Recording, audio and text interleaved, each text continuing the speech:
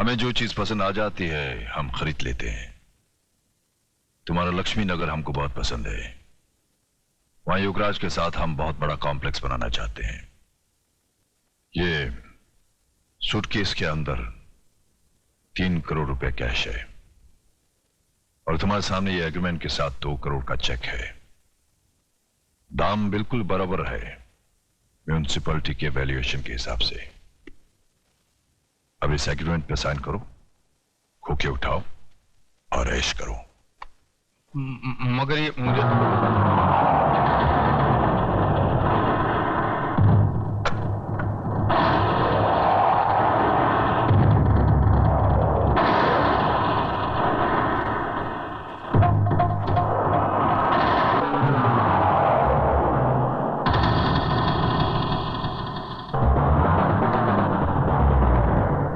कुछ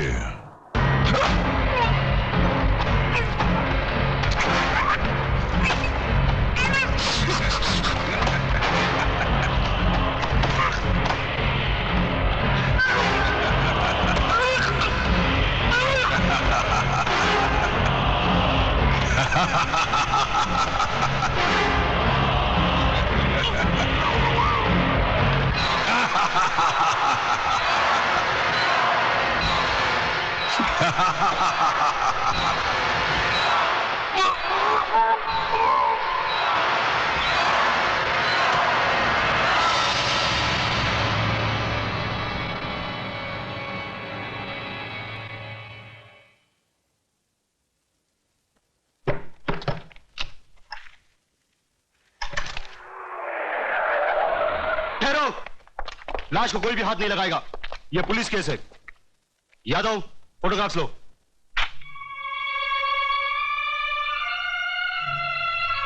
लगता है इन्होंने आत्महत्या की है। दिखाई नहीं देता? इन्हें मारकर लटका दिया गया है। इसका फैसला ना आप कर सकती है ना हम। हवलदार, डेड बॉडी को नीचे उतारो।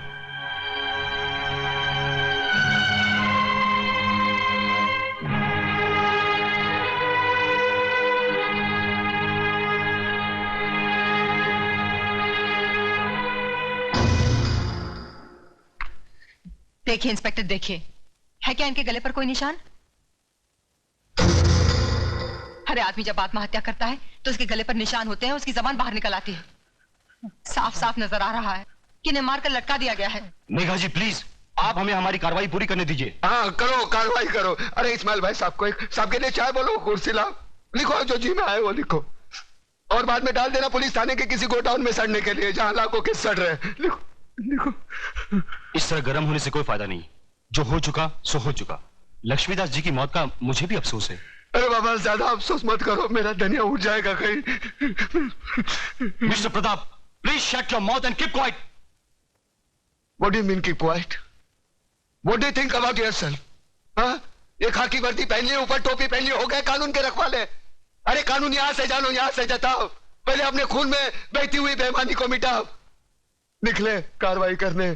साला कोर्ट इनकी, कानून इनका, सबके सब साले मिले हुए। मैं खुद गुनाहगार है, वो क्या लिखेगा रिपोर्ट? इन्हें पोस्टमार्टम के लिए हॉस्पिटल ले जाना पड़ेगा। हवलदार, ए हवलदार, ए संभाल के। ए देख, यहाँ छोटा मगज होता है, उसको धक्का लगेगा ना तो आदमी मत।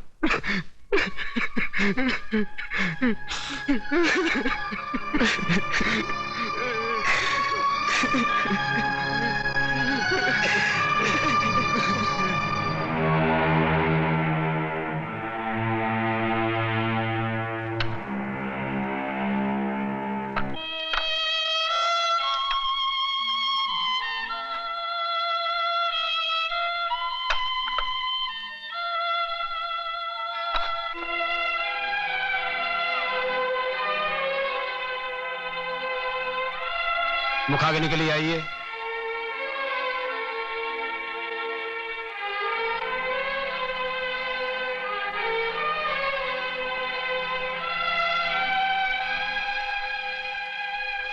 बड़ा बेटा होने के नाते मुझे एक वचन दे, मैं जिधर भी मरूं ना, मेरी चिता को तू ही आग लगाना।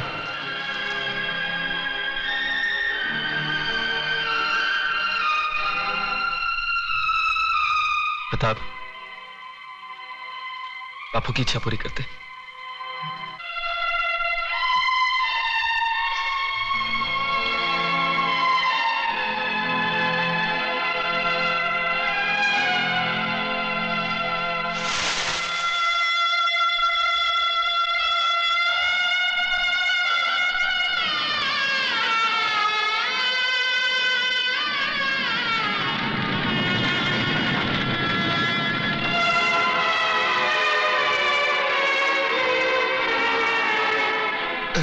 मैं हूं ना, मैं हूं ना।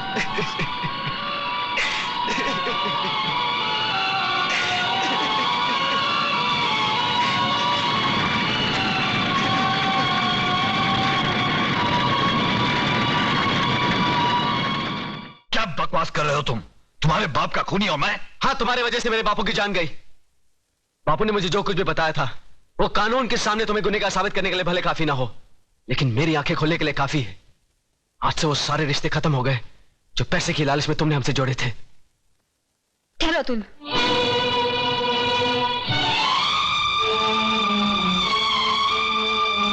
सुन लिया ना बेटी? देख ली ना झोपड़पट्टी में रहने वालों की असलियत? देख ली डैडी, झोपड़पट्टी और महलों में रहने वालों की असलियत भी। क्या क्या मतलब? मतलब बिल्कुल साफ है। जिस तरह अतुल की आंखें उसकी पिताजी की बातों ने खोल दी, उसी तरह मेरी भी आंखें आपके और चतुर सिंह के बीच हुए जमीन के एग्रीमेंट ने खोल दी। ऐसे अरबपति और बेईमान बाप से तो ऐसा गरीब पति का झोपड़ा बेहतर है। कम से कम उसकी दीवारें खून से तो रंगी हुई नहीं है। चलो अतुल, ये दुनिया का सबसे बड़ा बदकिस्मत बाप है जिनके पास करोड़ों अरबों रुपए तो है, पर बेटी के कन्यादान कर्ज से वो कभी मुक्त नहीं होगा, कभी नहीं। बेटी बेटी बेटी मेरी बात तो सुनो। अरे कहां उस रात के ढेर में अपनी जिंदगी को ढूंढने जा रही हो तुम? राम नाम सत्य है, राम नाम सत्य है, राम नाम सत्य है, राम नाम सत्य है, राम नाम सत्य है। उतारो भाई उतारो, आराम से।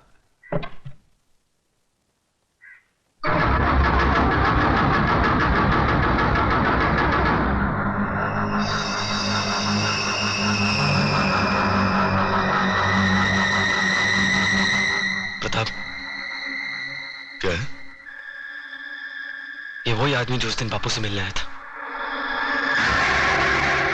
हाँ, मैं वही आदमी हूं जिसने तेरे बाप को शमशान घाट तक पहुंचाया। अब तुम दोनों की बारी है, क्योंकि चतुर सिंह ने एक कसम खाई है कि तुम दोनों की चिता की राख से वो तिलक लगाकर ही भोजन करेंगे। ये रही तुम्हारी चिता। फिर देर किस बात की है? चलो बड़े बेटे से ही शुरुआत करो।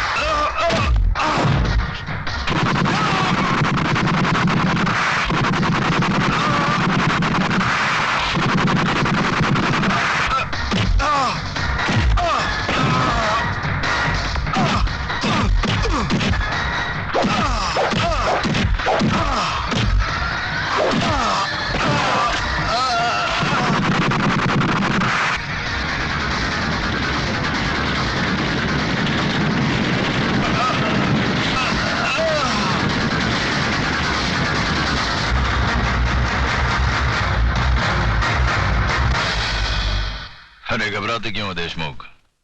अब तक तो जलकर राख बन चुका होगा। अरे तुम लोगों को अपने दोस्तों पर भरोसा ही नहीं है। बस बस अब ये भाषण बंद करो, हमारे कान के पर्दे फट रहे हैं। बस बंद कर।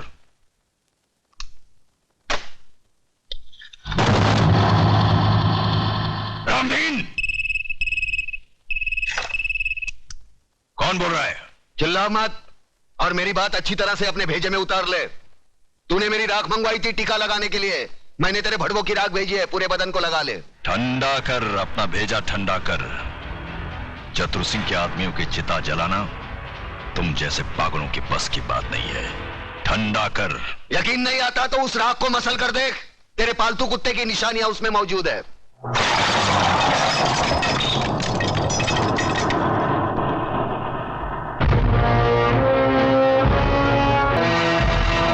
अबे हराम के, तूने जलती हुई आग में हाथ डाला है। हम तुम्हें ऐसे जलाएंगे कि तेरे चाहने वालों को गंगा में बहाने के लिए तेरी राख भी नसीब नहीं होगी। अरे मुझे जलाने की बात छोड़, मैं तो तुझे ऐसी मौत मारूंगा ना तो तुझे जमीन नसीब होगी ना आसमां। अतुल भाई गजब हो गया। अतुल भाई गजब हो अतुल गया। भाई बाहर आकर देखो तो सही। क्या हुआ कल्याण जी भाई? अरे क्या हुआ? क्या नोटिस लग गई, 24 घंटे में बस्ती खाली करनी पड़ेगी। बस्ती किसी की बाप की जागीर है कि खाली करनी पड़ेगी? खाली तो करनी पड़ेगी भाईजान, क्योंकि अब इस बस्ती का मालिक चतुर सिंह है। लक्ष्मीदास जी ने बस्ती बेच दी और नोटिस पढ़कर हम लोग आए हैं। अरे बाहर में क्या वो नोटिस और बाहर में क्या चतुर सिंह? मैं भी नोटिस फाड़ के चतुर सिंह की तो। नहीं अतुल, तुम ऐसा नहीं करोगे, इससे हमारा केस बिगड़ जाएगा। उन लोगों ने अगर कानूनी तौर पर बस्ती हटाने की कोशिश की है तो हम भी कानून का सहारा लेंगे। चलो मेरे साथ। कानून हर किसी के लिए बना है, लेकिन अदालत की नजर में जो गैर कानूनी है उसके लिए एक जज की हैसियत से मैं कुछ नहीं कर सकता। यह स्टे ऑर्डर नामुमकिन है। मगर जज साहब, अगर मेरे पिताजी ने चतुर सिंह को जमीन बेची होती तो कम से कम मुझे मालूम तो होता, उसके कागजात होते मेरे पास। जज साहब, जिस तरह आपने 24 घंटे में कानूनी तौर पर हजारों लोगों को बेघर करने का नोटिस जारी कर दिया, उसी तरह उसे रोकने का भी तो कोई कानून होगा। मिस मेघा, सलाह के लिए वकील होते हैं, जज नहीं। जज का काम है सिर्फ फैसला सुनाना। जानती हूँ जज साहब, अच्छी तरह जानती हूँ कि इस बार भी आपने पैसे खाकर बड़े होशियारी से शुक्रवार की शाम को यह फैसला सुना दिया। आज सैटरडे है, कल संडे और परसों नवरात्रि की छुट्टी। लेकिन इतना याद रखना जज साहब, ये जो गरीबों की बद्दुआएं और चीखें हैं ना, ये साए नहीं जाती। और जब ऊपर वाला अपना फैसला सुनाएगा तुम भी बच नहीं पाओगे। चतुर सिंह, ऊपर वाले के हाथ से तू बचे ना बचे, लेकिन मेरे हाथ से तेरे को कोई नहीं बचा सकता। अगर एक बाप की औलाद है तो एक बार मेरे सामने आकर दिखा।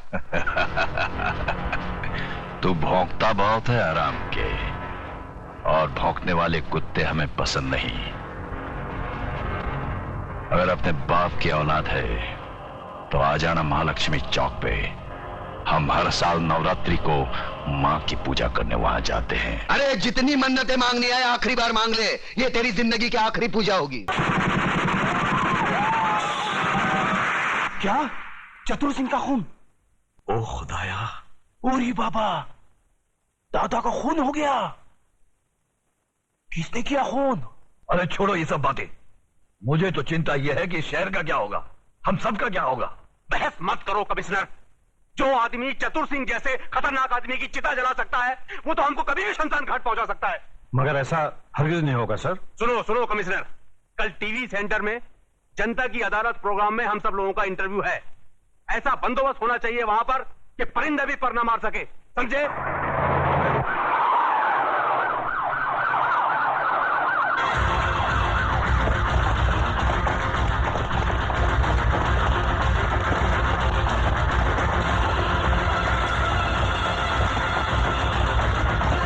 कादर, तो इधर है ना? Yes sir. पांडु, जरा पीछे रहे।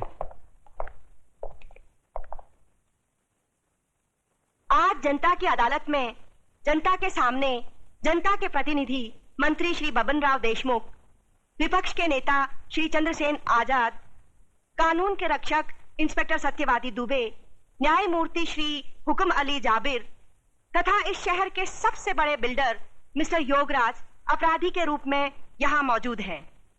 इन सब पर यह आरोप लगाया गया है कि शहर में जो हाल ही में दंगे फसाद हुए हैं, जो हत्याएं हुई थी, वह सब इनकी मिलीभगत थी।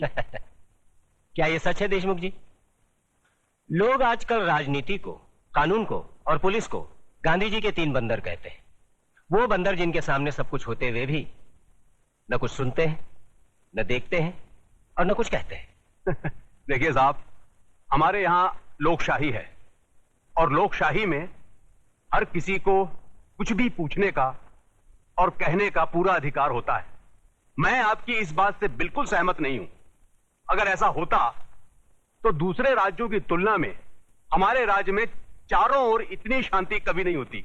अगर चारों ओर शांति होती तो पिछले दिनों हमारे शहर में जो दंगे हुए वो क्यों होते? साहब, ये सब विदेशी ताकतों का हाथ है, क्या करें। देखिए मंत्री जी, जब भी देश में कोई विपत्ति आती है तो हर मंत्री का आप ही जैसा जवाब होता है कि इसमें विदेशी ताकत का हाथ है। अब पिछले दिनों जो भूकंप हुआ था, क्या इसमें भी विदेशी ताकत का हाथ था? Order order, please maintain the silence.